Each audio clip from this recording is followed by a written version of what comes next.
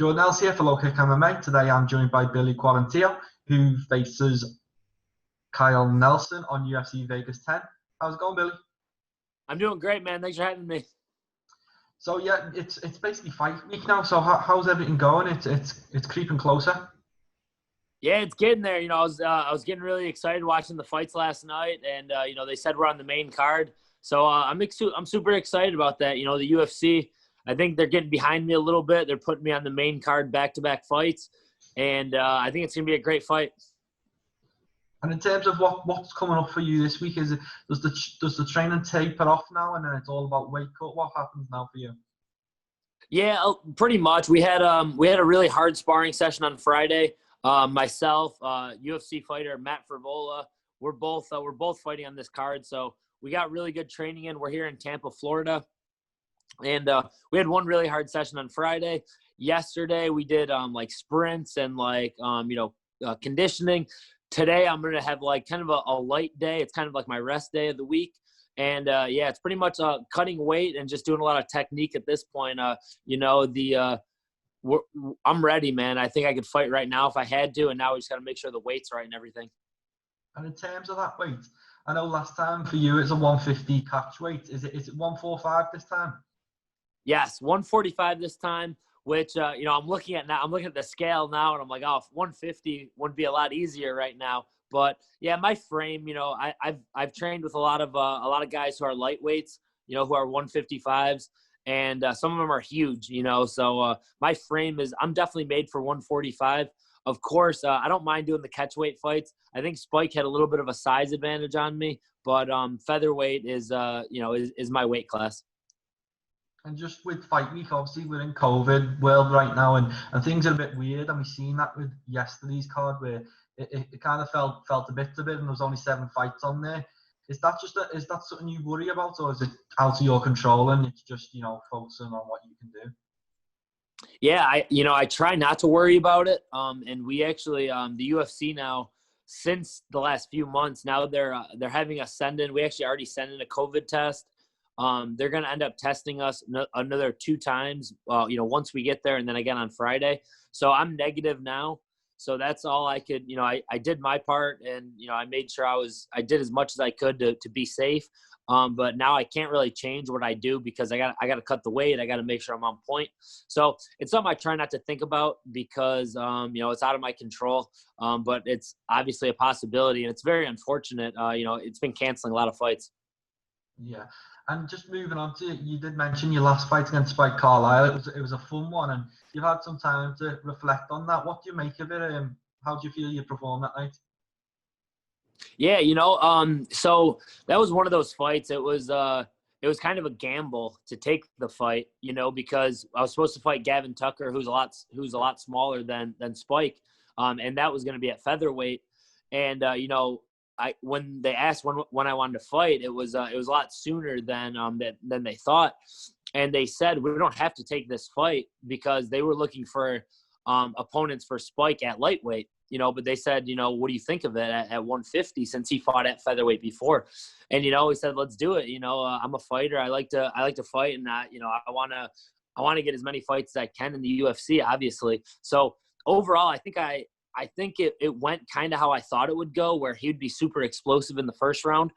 I thought I'd be able to finish him in either the second or third round, but he was able to weather the storm a little bit more in those later rounds. But overall, it was a gamble that paid off because I wasn't able to do my normal training. I wasn't doing very much like lifting weights and stuff like that, things that I would normally do to fight at a bigger weight class. So overall, it was a gamble that paid off. It was a risky gamble fighting someone bigger than me like that. But it worked out. So I'm happy with the win, and I'm excited. I definitely want to get back into finishing fights because I finished the last 5 fights before that. So that's what I'm looking to do for this one. Yeah, and when it comes to that fight, you obviously had to survive some early, pressure from Spike, and he's known for that. Was there anything else you could have done, or is it just withstanding the storm? Like, if you look back at that first round, how do you think it went? Yeah, there was obviously I knew he was going to come out super aggressive. I obviously could avoid, the first 10 seconds of the fight, he was right in my face, elbowing me in the head. So I wasn't like rocked, but I knew I got hit, so I didn't want to take too much damage. And then there was a point where, I actually reversed him and took his back early on. And just some of those positions, I wish I would have just kept longer. And just little things like that would have made a big difference in the fight. But overall, I knew the pace that he tried to set in the first round, because he had a ton of first round finishes.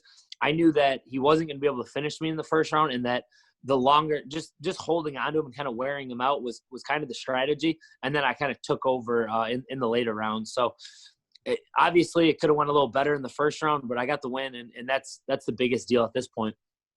Yeah, and it's 2 fights, 2 wins in the UFC now. So you're getting comfortable. You're clearly, thriving in the UFC.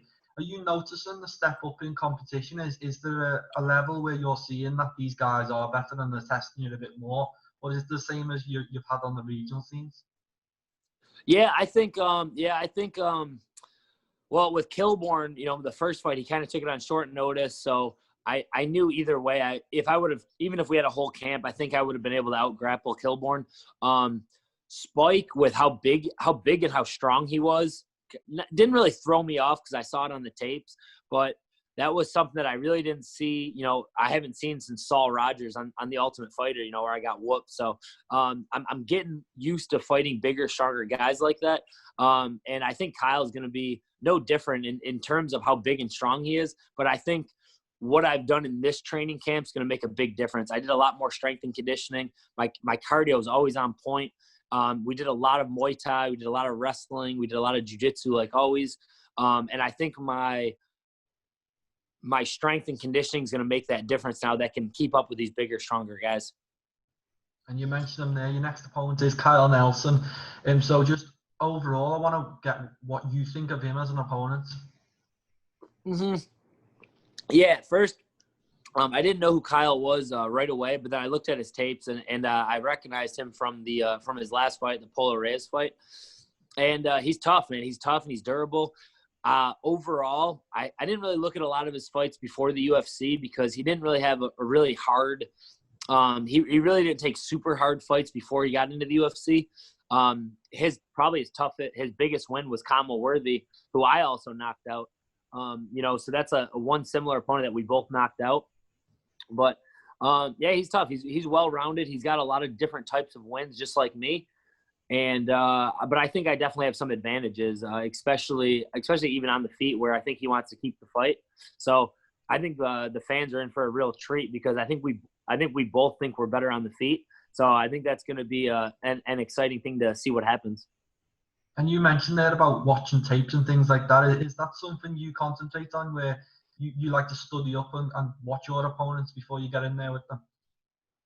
Yeah, I watch just, some recent fights, especially if it's, a guy, he's had 3 UFC fights. So I definitely went back and watched just the UFC ones just to kind of see where he's at, because he hasn't fought in a year. And, so he's been probably training hard for a year. So I'm going to expect the best. I'm sure he hasn't been sitting on the couch for a year. So I'm expecting the best Kyle Nelson. So watching his last, 3 fights gives you kind of an idea of his game. But I'm expecting a better version of that, and that's why he's going to get a better version of me too, because I've been training my ass off. So when you're saying you studied on, what are you seeing as his strengths? Is his strength the striking, but then it's also his weakness because you think you've got that advantage there? Yeah, I think I think he likes to keep it on the feet, and then he'll look for takedowns if he needs takedowns, like if he's getting picked apart. So I'm kind of expecting that too. I think it's not a great idea if he tries to wrestle with me, because I think my jiu-jitsu and my submissions are really good. So I think his biggest strengths are how big and how strong he usually is. And that's something that we worked on during this training camp, and making sure that we match that, my strength and my intensity. And one of his biggest weaknesses is his cardio. So I'm sure he's been working the cardio, and my cardio is never an issue. You can't really find videos of me gassing out, where with him, you can see him gas out in certain fights. So I think he needs to be careful with how he, how explosive he is, because he doesn't want to get gassed.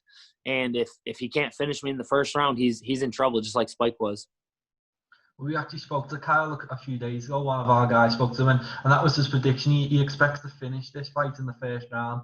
he also says that he thinks he's better than you pretty much everywhere, including jiu-jitsu, because you just have slightly different games. He thinks he's more aggressive with the jiu-jitsu game, whereas you're more, traditional, and you let it come to yourself.